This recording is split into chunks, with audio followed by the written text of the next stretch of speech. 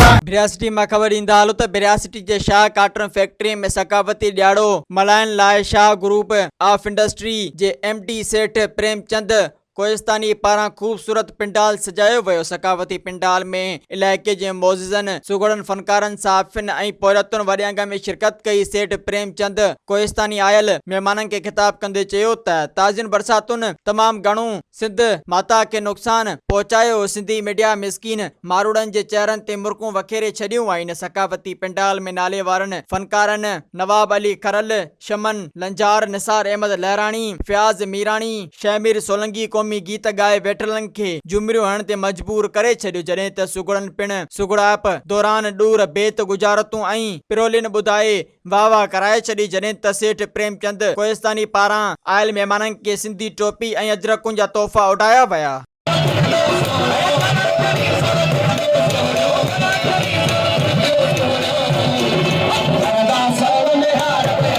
मज़ीद ख़बरनि ऐं तफ़सीलात लाइ विज़िट कयो असांजी वेबसाइट www.awamiNewsHD.com ऐं ॾिसंदा रहो अवामी न्यूज़ HD।